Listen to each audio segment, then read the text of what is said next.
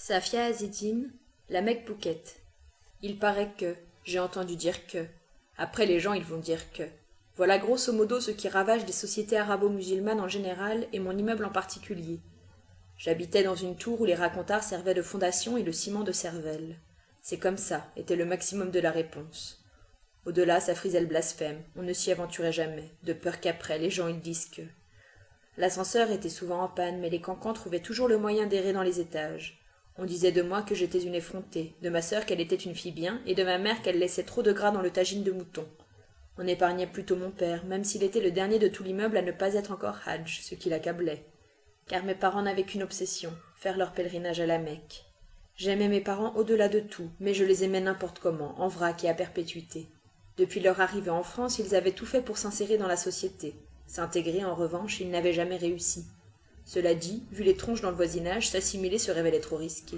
Il valait mieux rester couleur locale et ne pas faire de vagues. Entre la machette d'un voisin malien et le sabre d'un cousin algérien, cela jouer petit français n'était pas recommandé. Ou alors, à l'époque, il aurait fallu un peu plus mélanger les voisins. Et là, peut-être que... Pour les trop nombreux merci qu'ils avaient égrenés, je m'étais juré de portionner les miens. Pour les noms systématiques qu'ils s'étaient vus adresser, je m'étais obligé à leur dire toujours oui. C'est comme ça que je me suis négligée, par amour et par culpabilité. Mes parents avaient la priorité à gauche et à droite, et ils ne se gênaient pas pour m'enlever des points quand je passais à l'orange. Il y avait des convenances à ne pas dépasser. Des convenances bidons et indécrottables, qui peuvent foutre en l'air votre vie entière, mais qu'on ne remet jamais en question de peur que l'odeur ne vous achève. Je jouissais d'une intelligence pratique, c'était indéniable, mais régulièrement ma bêtise théorique prenait le dessus. Je trouvais scandaleux de s'endetter pour aller à la Mecque, mais je trouvais encore plus scandaleux de ne pas le faire. Et j'avais beau mépriser les gens qui disent que, voir mon père et ma mère dans le canapé s'étourdir devant la chaîne coranique en gravitant sur place autour de la Kaaba, ça neutralisait la moindre étincelle de rébellion en moi. Ils gagnaient sans le vouloir, je perdais par devoir. À leur retour, on les honorerait d'un pontifiant Hajj ou Hadja, accolé à leur nom. Ils pourraient enfin bomber le torse. Rien d'autre ne comptait finalement. Leur bonheur annulait le mien et ça me rendait heureuse.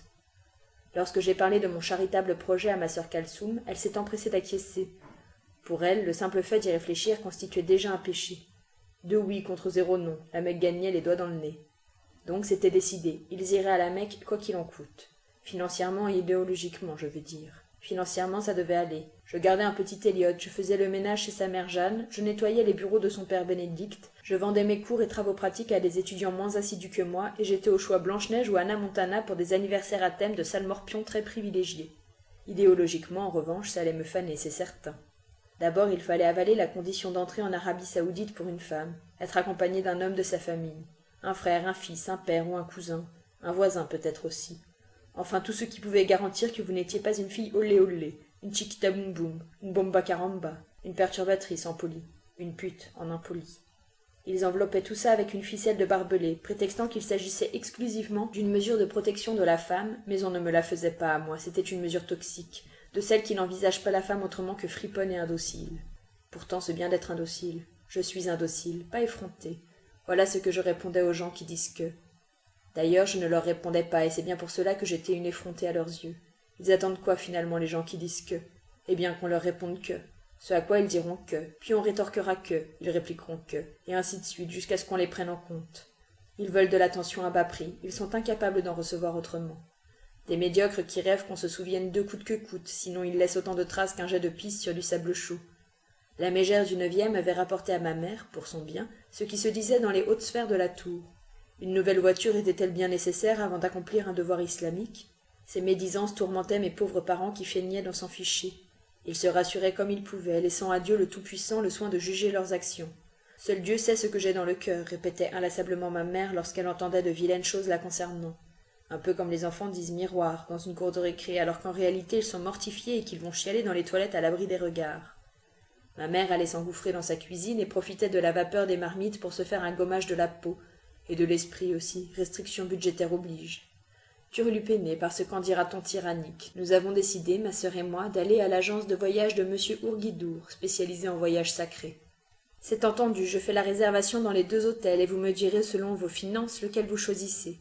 Et même si celui-ci est un peu plus cher, dites-vous que vos parents pourront voir la Kaaba jour et nuit, c'est inestimable. L'autre était construit plus en biais, il fallait se pencher pour apercevoir la Kaaba. J'ai rappelé à ma sœur que même là-bas, la nuit, il s'agissait de dormir un peu et que le sacrifice humain avait ses limites. Toutes nos économies allaient y passer, alors il ne fallait pas pousser le bouchon trop loin. Pourtant c'était immédiat chez moi. Il suffisait que j'imagine ma petite maman dans la salle d'attente d'un quelconque bureau administratif, les mains croisées et les yeux baissés, et hop, j'optais pour l'hôtel cher. Ma fameuse bêtise théorique. Votre action, mes filles, est à l'image de l'amour que vous donnez à vos parents, et les portes du paradis sont sous les pieds du père et de la mère, comme le prophète Mohammed, que la paix soit sur lui, l'a dit. Ça y est, j'avais un haut le cœur. J'exécrais ces formules de politesse pompeuses et cette manie d'appeler tout le monde ma fille ou mon fils. Derrière cette formule plutôt affectueuse, en fait, ce type s'autorisait à jouer au père de substitution. Avec ces formules sympathiques, il nous endormait, mais comme c'était dit a priori avec tendresse, on baissait les armes, on souriait comme des connes et on choisissait l'hôtel cher. Il y a évidemment plusieurs étapes avant de lâcher le gros billet rose, mais le ma-fille est une des clés de l'assujettissement. On nous cantonne à un statut inférieur, tout en nous rassurant avec un pépito. Ma sœur, la fille bien, s'est empressée de le remercier et m'a traîné vers la sortie pour éviter l'affrontement. Elle me connaissait par cœur, Kalsoum. Enfin, on était dehors, elle n'aurait rien à rattraper. Aujourd'hui, en tout cas. T'ailles encore lui sortir ton baratin sur le père et le fils, hein. Bon oui, il nous gonfle à la fin à force de glorifier les parents comme ça. Sans nous, il n'y a pas de parents, sans eux, il n'y a pas d'enfants. C'est bon, quoi, faut se détendre. Mais il a dit ça comme ça, c'est juste une façon de parler. Précisément. J'étais très à cheval sur les mots, je ne lâchais rien, et même s'il enjolivait tout ça avec des formules spirituelles, il n'en restait pas moins un agent de voyage, un marchand, un commercial, un mec qui sera moins content si on choisit l'hôtel pas cher. Je préférais qu'il s'en tienne à un cordial mademoiselle, ce que j'étais après tout, au lieu d'essayer de tisser un faux lien sentimental. En plus, je n'aimais pas sa tronche, rasée de frais comme celle d'un pseudo-rappeur engagé avec sa zébiba sur le front qui relevait plus d'une scarification que d'une intense spiritualité.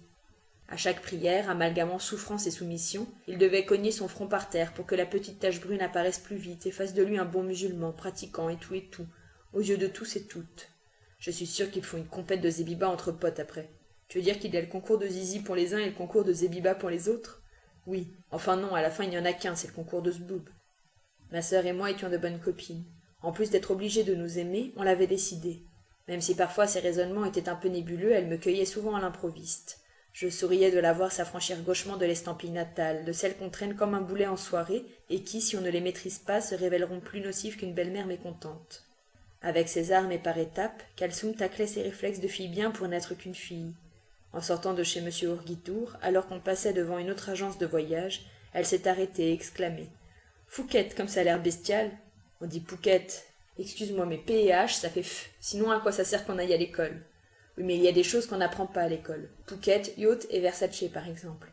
Ah ouais? Et t'arrives dans ton agence de tapin, ça prend un F ou un P?